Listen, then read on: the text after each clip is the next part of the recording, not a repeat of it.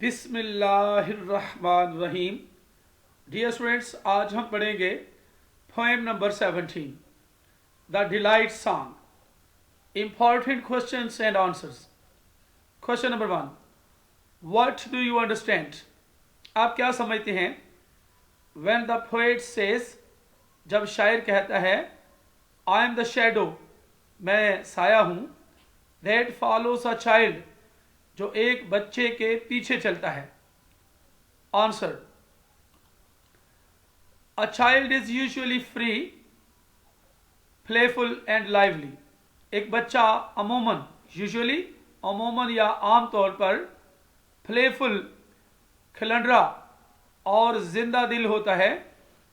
He behaves like a king, वो एक बादशाह की तरह बर्ताव करता है। बिहेव्स, बर्ताव करता है।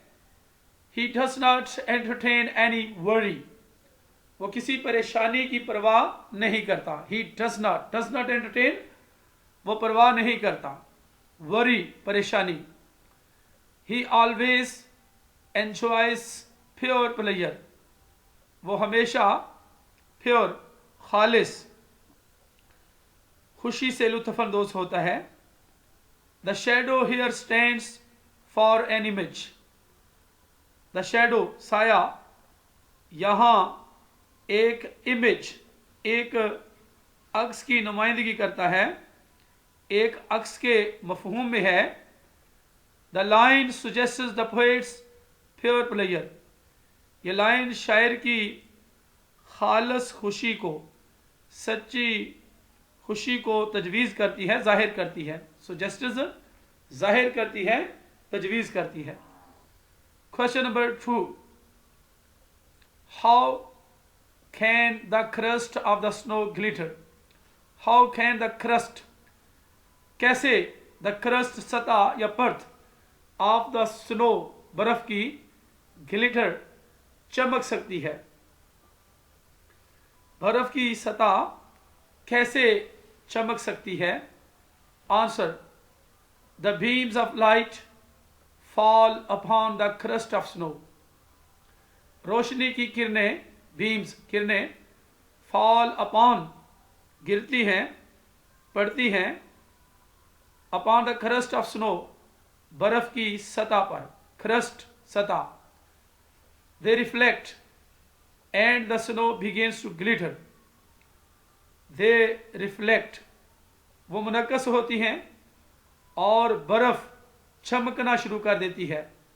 ग्लिटर, चमकना। The glittering rays of sunshine, glittering, चमकदार, चमकती हुई, रेज, शुआएं, किरणें, ऑफ सनशाइन, धूप की, सूरज की रोशनी की, चमकदार शुआएं, ऑन द वाइट सरफेस, सफेद सतह पर, ऑफ स्नो, बर्फ की सफेद सतह पर, लुक, दिखाई देती हैं, वेरी लवली, बहुत खूबसूरत, एंड गॉर्जियस, और दिलकश दिखाई देती हैं। Question number 3, what is the dream of the poet? शायर का ख्वाब क्या है? ड्रीम, ख्वाब। Answer, dream is beauty, dream is beauty, charm और एक्सीलेंस, बियॉन्ड रियलिटी।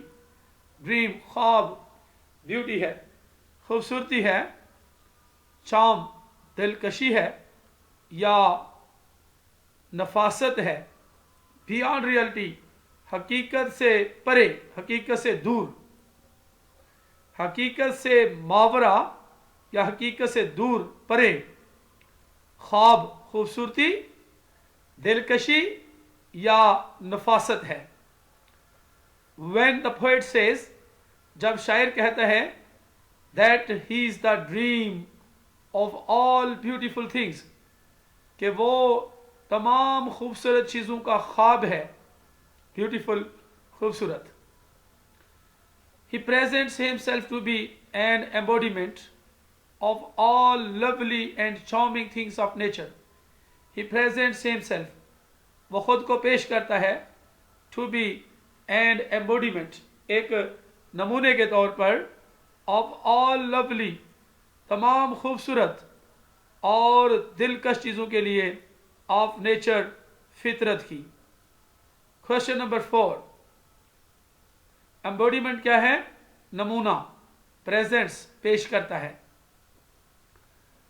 चार्मिंग, दिलकश, लवली, खूबसूरत, नेचर, फितरत। Question number 4, what is the effect of man's good relation with the earth and the lords? What is the effect?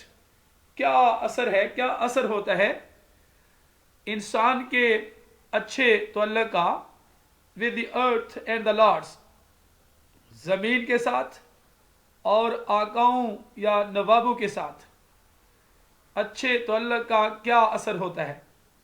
Answer, by having good relation with the earth and the lords of the earth. By having good relation, अच्छा तल्लुक़ रखने से, with the अर्थ, जमीन के साथ, and the lords of the earth, और जमीन के नवाबों के साथ, man becomes happy and delighted, इंसान खुश और मसरूर हो जाता है। हैप्पी, खुश, डिलाइटेड, मसरूर या खुश। His life becomes beautiful and fruitful, उसकी जिंदगी खूबसूरत और समरावर हो जाती है। फ्रूटफुल, समरावर, ब्यूटीफुल, खूबसूरत। Question number 5, what are the things that keep a person alive? What are the things, क्या चीजें हैं that keep a person alive, जो एक आदमी, एक इंसान को alive रखती हैं, जिंदा रखती हैं? Answer, a person's good relations with earth, एक आदमी के अच्छे तल्लुकात with earth, जमीन के साथ, इट्स लॉर्ड्स, इसके नवाबों के साथ या आकाओं के साथ, and it's beautiful and fruitful things, और इसकी खूबसूरत और समरावर चीज़ों के साथ, फ्रूटफुल, समरावर। Keep him alive and happy, उसे अलाइव, जिंदा, और हैप्पी, खुश, कीप रखते हैं। Question number 6, pessimism and optimism are two attitudes of human being. नाउमीदी और पुरउम्मीदी दो रवैये हैं, एटीट्यूड्स, रवैये। पैसिमिज्म, नाउमीदी, ऑप्टिमिज्म, पुरउम्मीदी, ऑफ ह्यूमन बीइंग, इंसान के। नाउमीदी और पुरउम्मीदी इंसान के दो रवैये हैं। They describe and or depict the state of a person's mind, ये डिस्क्राइब करते हैं, बयान करते हैं, जाहिर करते हैं, डिपिक्ट करते हैं the state of a person's mind, एक शख्स के जहन की हालत को, स्टेट, हालत। Who is hopeful at one moment, जो पुर उम्मीद होता है, होपफुल, पुर उम्मीद। एट वन मोमेंट, एक लम्हे में, मोमेंट, लम्हा। And in despair at another, और मायूस हो जाता है दूसरे लम्हे में। डेस्पेयर, मायूस, अनदर, दूसरे, यानी दूसरे मोमेंट में, लम्हे में। कैन यू टेल, क्या आप बता सकते हैं, which of these two attitudes goes well, कि इन दोनों रवैयों में से कौन सा अच्छा चलता है विद दिस पोएम, इस नज़म के साथ? Answer, pessimism is to look at the dark aspect of something. नाउमीदी, मायूसी, is to look, देखना है, at the dark aspect, तारीक पहलू को, of something, किसी चीज के, किसी चीज के तारीक पहलू को देखना है।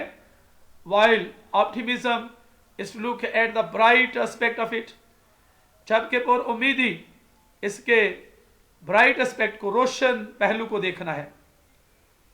द पोएट इज हैप्पी, शायर खुश है। ही हैज गुड रिलेशंस, वो अच्छे तल्लुकात रखता है। With all that is beautiful, हर उस चीज़ से जो खूबसूरत है, एंड फ्रूटफुल, और समर आवर है। So the mood of the poem, इस नज़म का मजाज, सो इसलिए इस नज़म का मजाज, मूड, मजाज इज ऑप्टिमिस्टिक, पुर उम्मीद है।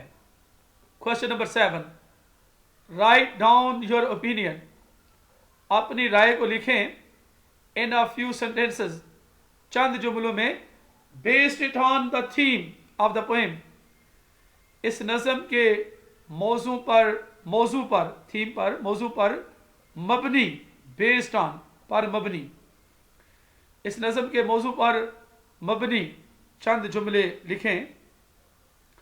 Answer, the man should be happy, इंसान को खुश होना चाहिए। He should enjoy life and nature, उसे जिंदगी और फितरत से लुत्फ उठाना चाहिए, लुत्फ अंदोज होना चाहिए। He should have good relations, उसे अच्छे ताल्लुकात रखने चाहिए। With all that is beautiful, हर उस चीज़ से जो खूबसूरत है। एंड फ्रूटफुल, और समर आवर है। Then his life would be delightful and enjoyable, फिर उसकी ज़िंदगी डिलाइटफुल होगी, लज्जत बख्श होगी, दिलकश होगी, एंड एंजॉयबल होगी, और काबिल लुत्फ या मज़ेदार होगी, पुरलुत्फ होगी। डियर स्टूडेंट्स, इसके साथ ही पोएम नंबर 17 ख़त्म होती है। तो नेक्स्ट मिलते हैं अगली वीडियो में। अल्लाह हाफिज़।